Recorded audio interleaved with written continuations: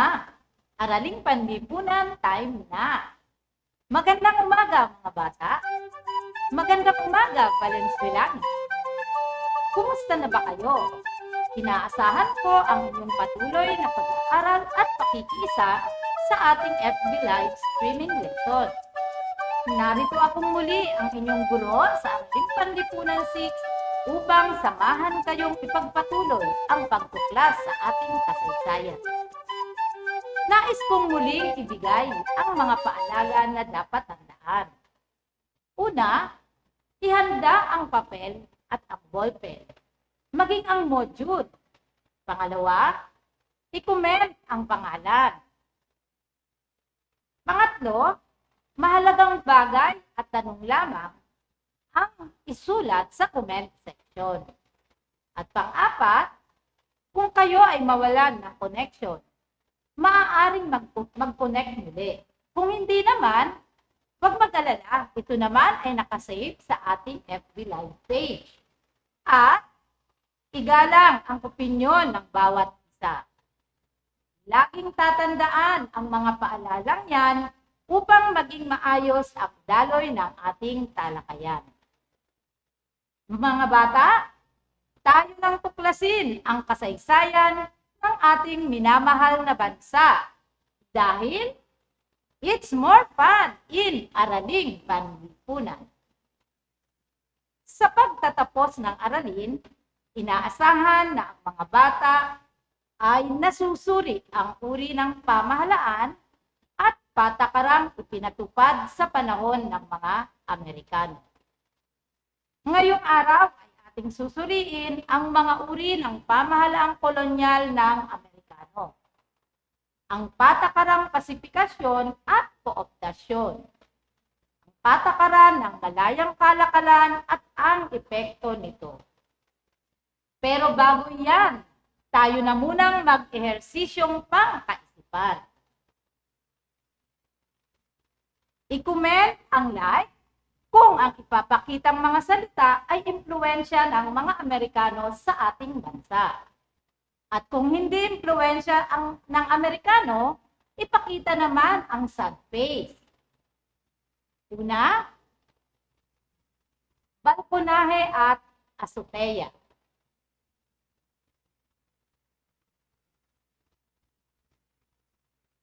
Yan, dahil iyan ay impluwensya ng Espanyol. Pangalawa, bungalow, chalet at apartment. Ano ang sagot? Like ba yan o sad face? Like. Pangatlo, sasakyang panghimpapawid. Like o sad face? Tama, like. Pang-apat, motorsiklo at automobile. Kung ang sagot nyo ay like, tama kayo. At panglima, pagdiriwang ng pista o kapiestahan. Ano ang inyong sagot? Face. Aba, ang huhusay at talagang handang-handa na para sa pag-aaral ngayong umaga. Muli nga nating sariwain ang mga nakaraang aralin. Maaari ulit i-comment ang masayang emoji kung ang isinasaad ng pangungusap ay tama at ang sad face kung mali ang pangungusap.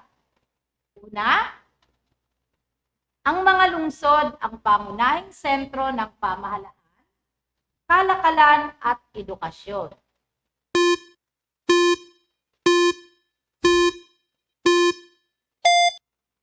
Ano ang inyong sagot? Tama. Masayang mukha. Pangalawa, naging malaki ang suliranin sa panahon ng mga Amerikano, ang mabagal na sistema ng pahatiran ng liham at mga telegrama.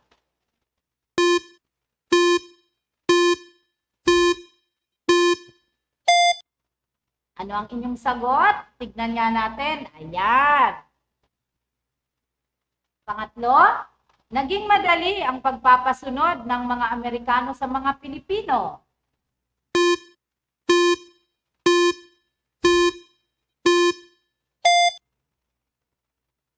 Patingin ang sagot.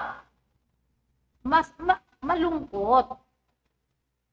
Pang-apat, yumaman at umunlad ang katutubong kultura ng mga Pilipino.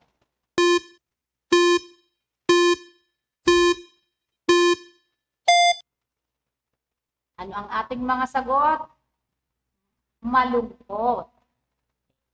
Panglima, naging mas madali at mas maunlad ang buhay ng mga Pilipino.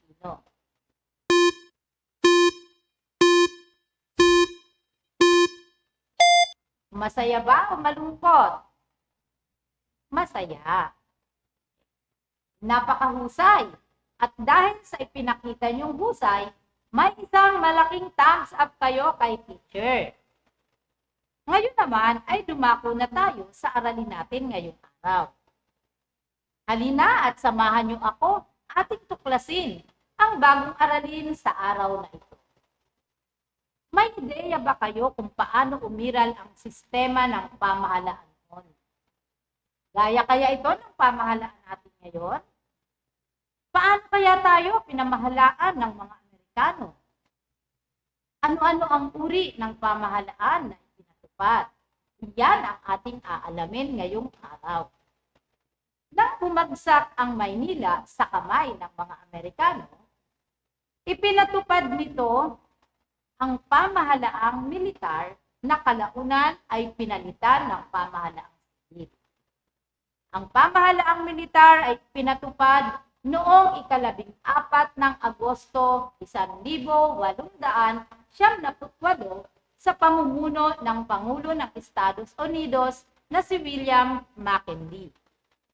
Inatasan ni McKinley si General Wesley Merritt na manungkulan bilang gobernador general.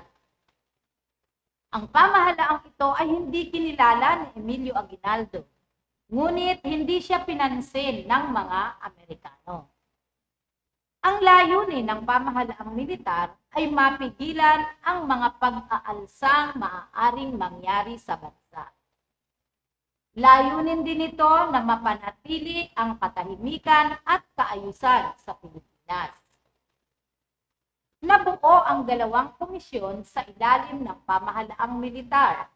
Ito ay ang Komisyong Sherman at Komisyong Taft. Ano naman ang mga komisyong ito? Nagpasya si Pangulong McKinley na magkaroon ng komisyon na magsisiyasat sa Pilipinas. Binuo niya ang unang komisyon na pinamunuan ni Jacob Gould Sherman. Ito ang tinawag na unang komisyon o Komisyong Sherman. Layunin nito ay magsiyasat sa kalagayan ng bansa at magbigay ng mga mungkahi para dito. Matapos ipagtibay ang Komisyong Sherman, isinunod na ipinadala ang ikalawang komisyon o ang Komisyong Taft na pinamunuan ni William Howard Taft na may layuning magtatag ng pagbalangkas ng pamahalaang sibil sa Pilipinas. Sa bisa ng rekomendasyon ng ikalawang komisyon, itinatag ang pamahalaang sibil noong ika-2 ng Marso 1901 sa ilalim ng pamumuno ni William Howard Taft. Sa ilalim ng pamahalaang sibil, ang pangalawang komisyon o ang Taft Commission ay tumatayo bilang lehislatibong sangay ng Pilipinas. Bagamat matatag na ang pamahalaang sibil sa mga mapayapang lugar, ang pamahalaang militar ay nananatili pa rin ipinatutupad ng Amerika sa ibang bahagi ng kolonya. Maraming magagandang bagay ang nangyari sa panahon ng pamahalaang sibil, lalo na sa ilalim ng pamamahala ni Governor General Taft. Isa na rito ang pagpapatibay ng Cooper Act na mas kilala sa tinawag na Philippine Bill of 1902. Ano ang mga nagawa ng pamahalaang sibil? Paggawad ng mga kaukulang karapatan maliban sa karapatang panghutuman. Pagtatalaga ng mga Pilipinong komisyonado sa US Congress. pangangalaga ng mga likas na yaman para sa mga Pilipino, pagtatatag ng Philippine Assembly o Asambleya ng Pilipinas na kakatawan bilang mababang kapulungan ng lehislatibong sangay ng Pilipinas at pagpapanatili ng Philippine Commission bilang mataas na kapulungan ng lehislatibo. Ano ang pagkakaiba ng pamahalaang militar at pamahalaang sibil? Ang pamahalaang militar ay pinamamahalaan ng mga militar upang maibalik ang katahimikan at kaayusan ng bansa. Samantalang ang pamahalaang sibil ay itinatag upang mailipat ang pamamahala sa mga Pilipino. Ngayon naman ay dumako tayo sa mga patakaran na ipinatupad ng mga Amerikano sa ating bansa. Ano-ano nga ba ang mga patakarang ito? Matapos ang mahabang panahon ng pagsakop sa atin ng Espanya, dumating ang mga Amerikano at naglahad ng iba't ibang patakarang makabubuti sa ating bansa, gaya ng patakarang pasifikasyon at kooptasyon. Patakaran ng malayang kalakalan. Ano ba ang mga patakarang ito? Patakarang pasifikasyon ay naglalayon na mapanatili ang kapayapaan at kaayusan ng bansa. Ang mga gawain na nag-uugnay upang umigting ang nasyonalismo sa Pilipinas ay iniiwasan nito upang masupil ang paghihimagsik at paglaban ng mga Pilipino sa pamahalaan ng Estados Unidos. Tinawag itong patakarang panunupit sapagkat nagpatupad sila ng batas para supilin ang nasyonalismong Pilipino. Una, batas sedisyon. Ipinatupad noong ika-4 ng Nobyembre, 1901. Ito ay nagbabawal sa mga Pilipino na lumaban sa mga Amerikano sa pamamagitan ng pagsusulat at pananalita. Hahatulan ng pagkakakulong o kamatayan ang sinumang napatunayang lumabag sa batas na ito. Pangalawang batas, ang batas panunulisan na ipinatupad noong ika-12 ng Nobyembre, 1902. Ito ay nagbabawal sa mga Pilipino na sumali sa mga kilusan o gawaing laban sa mga Amerikano. Hahatulan din ng mahabang pagkakulong o kamatayan ang sinumang napatunayang lumabag sa batas na ito. Pangatlo, batas rekonsentrasyon na ipinatupad noong taong 1903. Ito ay upang pigilan ang panunulisan o pagnanakaw. Binigyan ng kapangyarihan ang gobernador sibil ng Pilipinas at mga gobernador sa mga lalawigan na tipunin ang mga mamamayan sa takdang lugar at oras sa mga lugar na pinaniniwalaang tirahan ng mga tulisan o magnanakaw. Pang-apat, batas watawat na ipinatupad noong taong 1907. Ipinagbawal ng batas na ito ang pagsabit ng watawat na ginamit ng mga Pilipino sa pakikipaglaban at pagdadala ng mga simbolo na ginamit laban sa mga Amerikano. Sa madaling salita, ang patakarang pasifikasyon ay patakaran upang supilin at patayin ang nasyonalismo Pilipino. Ano naman ang patakarang kooptasyon o Pilipinisasyon? Inatasan ni Pangulong William McKinley ang ikalawang komisyon ng Pilipinas o ang Komisyong Taft na ipatupad sa bansa ang patakarang kooptasyon o Pilipinisasyon. Ang patakarang ito ay ipinatupad sa mga Pilipinong pumayag na manumpa ng katapatan sa mga Amerikano. Iniutos ni McKinley ang paglalagay ng mga Pilipinong kawani sa pamahalaang munisipal sa pamamagitan ng pagboto. Karamihan sa mga Pilipinong nanumpa ay mga ilustrado o mga taong nakababatid ng kalinawan at kaliwanagan. Sila ang mga nakakaangat sa lipunan. Ito ang dahan-dahang pagpapalit ng mga Pilipino sa mga Amerikanong nasa pamahalaan. Unang dekada ng mga Amerikano sa Pilipinas ay naramdaman na ang Pilipinisasyon o kooptasyon. Lumaganap sa panahon ni Harrison noong 1913 hanggang 1921 at nagluklok ng maraming Pilipino sa pamahalaan. Ang mga sumusunod ay ang mga Pilipino na nagkaroon ng katungkulan sa panahon ng Pilipinisasyon.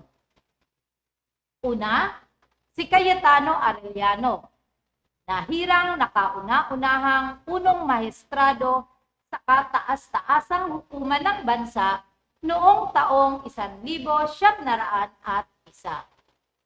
Pangalawa ay si Gregorio Araneta, napili bilang kalihim ng pananalapi at katarungan.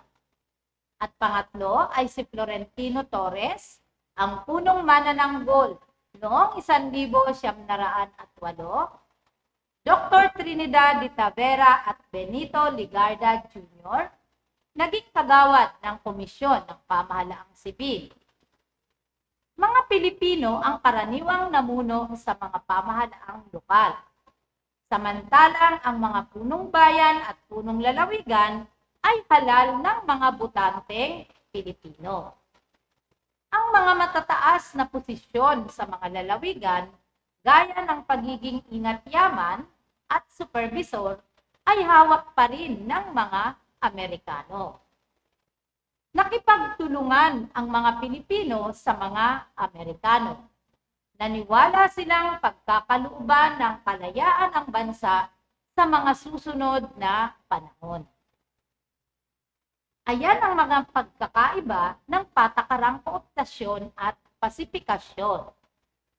Dumako naman tayo sa ipinatupad na patakaran sa malayang kalakalan. Ano ba ang malayang kalakalan o free trade? May epekto ba ito sa ekonomiya ng bansa o sa kabuhayan ng mga mamamayan noong panahon ng Amerikano?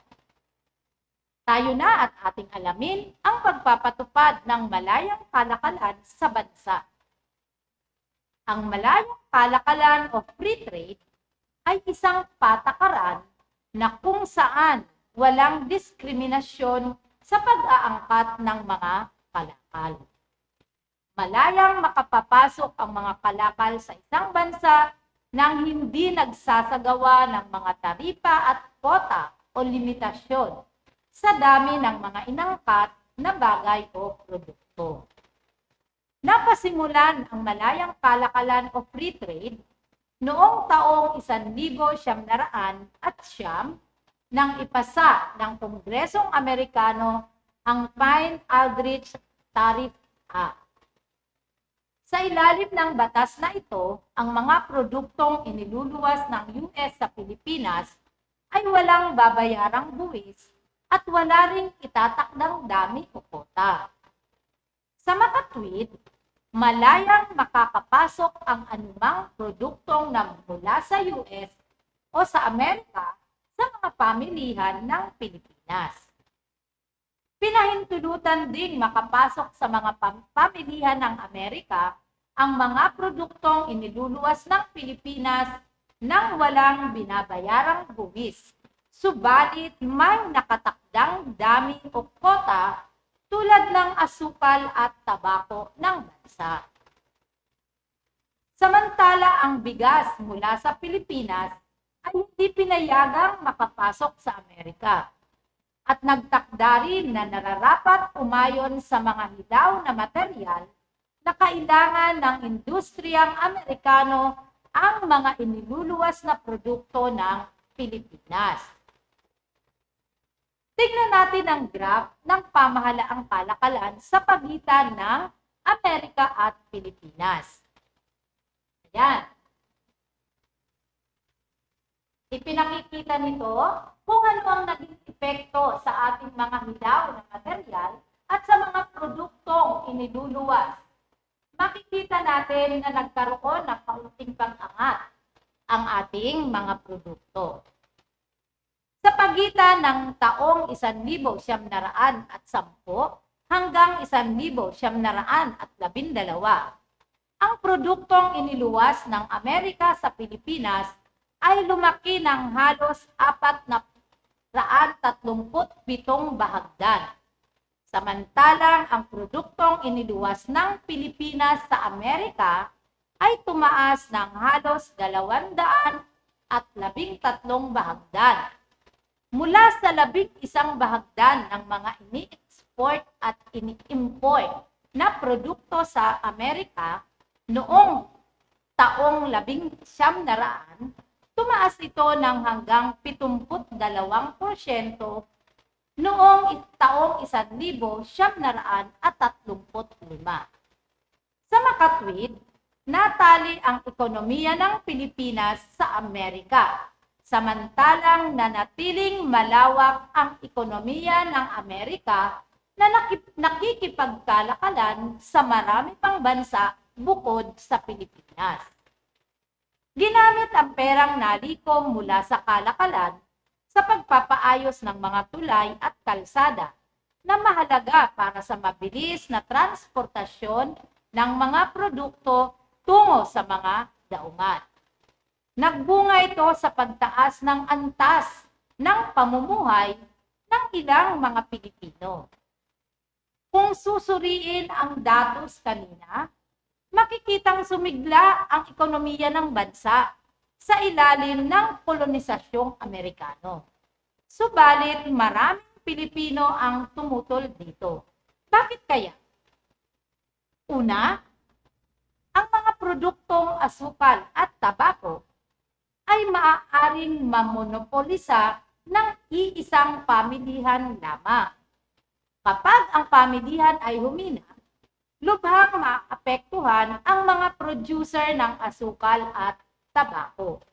Sa ganitong sitwasyon, aasa na lamang ang Pilipinas sa Amerika.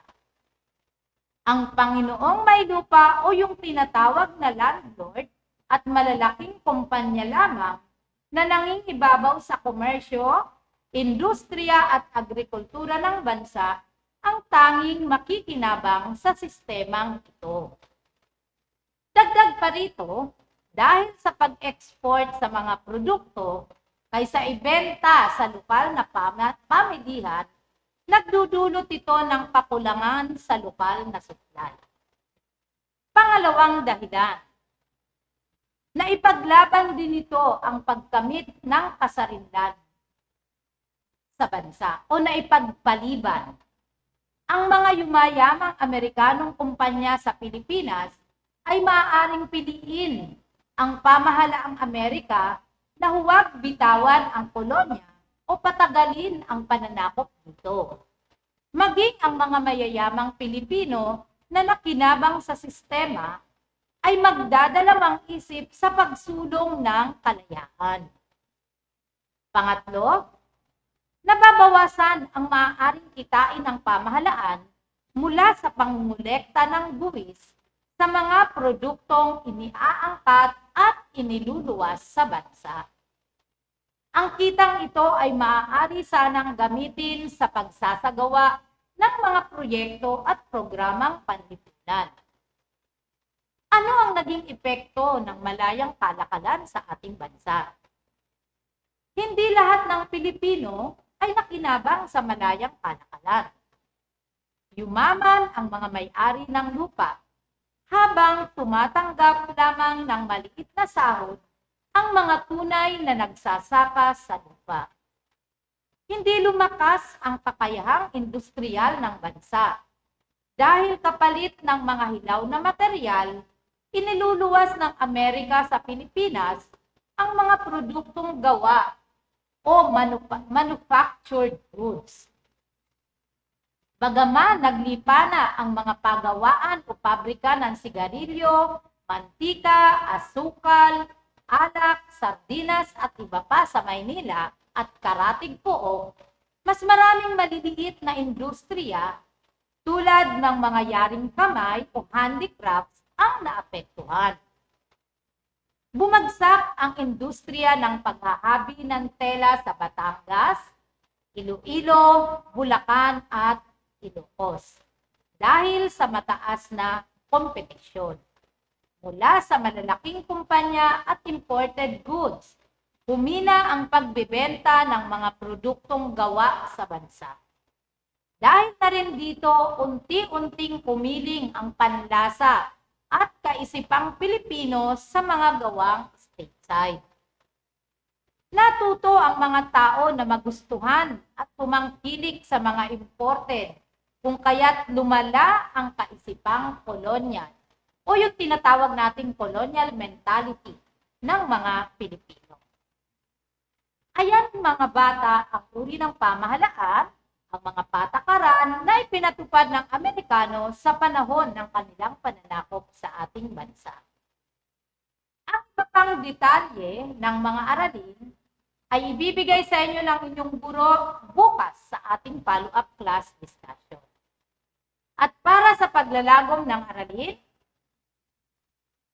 ating natutunan sa araw na ito na ang pamahalaang militar ay naglalayong magkaroon ng kapayapaan at kaayusan ang Pilipinas. Ang pamahalaang sibil ay naglalayong sanayin ang mga Pilipino na mamahala sa bansa. Ang patakarang pasifikasyon ay isang patakarang ipinatupad upang masupil ang damdamin at kaisipang nasyonalismo ng mga Pilipino sa pamamagitan ng pagpapatupad ng iba't ibang batas. Ang patakarang kooptasyon o Pilipinisasyon naman ay ang unti-unting pagsasalin ng pamamahala sa bansa ng mga Pilipino mula sa pamamahala ng mga Amerikano. Ang malayang kalakalan ay kalakalan na maaaring magpasok at maglabas ng mga produkto na walang kota o limitasyon mula sa mga bansang kalahok nito. Subalit, dahil sa ang pagpapatupad nito ay nakapanig sa mga Amerikano, na bagamat naging masigla ang ekonomiya ng bansa, nakakiling pa rin ito o ang kalakalang ito sa mga Amerikano. Nagkaroon ng kakatusan sa supply ng produkto sa mga lokal na pamilihan dahil sa pagluluwa sa Amerika at naging dahilan upang mahumaling ang mga Pilipino sa mga imported goods na nagpatindi sa kaisipang kolonyal ng mga Pilipino. Ayan, inaasahan ko na ang inyong naunawaan na aralin sa araw na ito, kung kaya't bibigyan ko kayo ng pagsubok sa pamamagitan ng 5 katanungan. Handa na ba? Maaaring isulat ang titik ng inyong sagot sa ating comment section. Kung handa na, magbigay nga ng like. Meron kayong 10 segundo upang i-comment ang titik ng inyong sagot. Simulan na natin. Una, naging palaasa sa mga produktong banyaga ang maraming Pilipino. Madalas nilang tangkilikin ang mga produktong imported. Ano ang ibig ipabatid nito? Letter A, mapagmahal sa mga produktong gawa sa Pilipinas. Letter B, tinatangkilik ang mga produktong lokal. Letter C, nalinang sa mga Pilipino ang kolonyal na pag-iisip. Letter D, mas maganda ang mga imported na produkto. Go!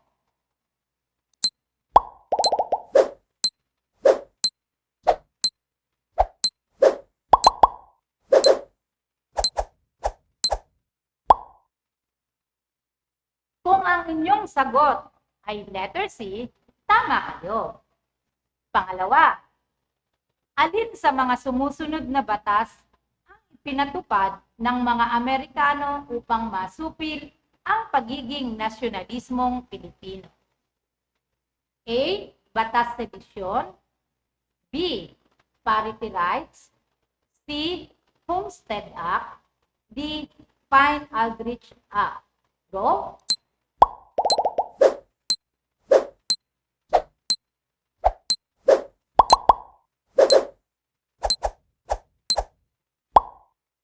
Letter A ba ang inyong sagot? Tama kayo. Number 3. Ito ay ang patakaran na kung saan ay unti-unting isinalin ng mga Amerikano ang pamamahala sa mga Pilipino sa pamamagitan ng pagluklok sa kanila sa mga tungkulin sa pamahalaan. A. Patakarang pasifikasyon. B. Patakarang malayang kalakalan. C. Patakarang kooptasyon. D. Patakarang edukasyon. Go.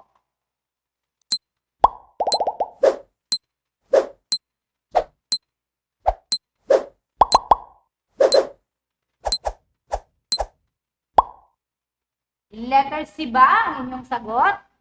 Tama kayo. Number 4.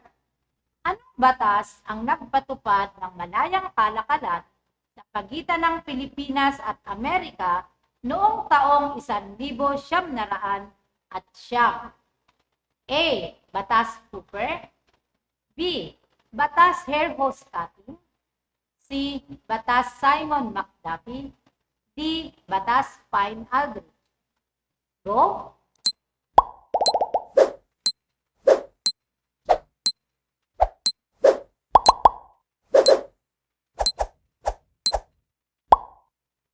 Ano ang inyong sagot? Tignan nga natin. Letter D. Next, number 5.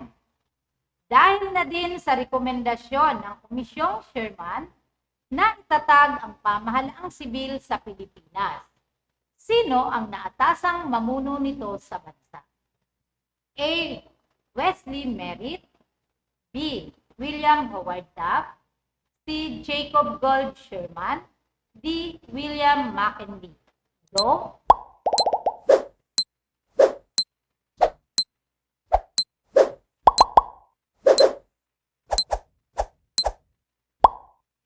Letter B ba ang inyong sagot?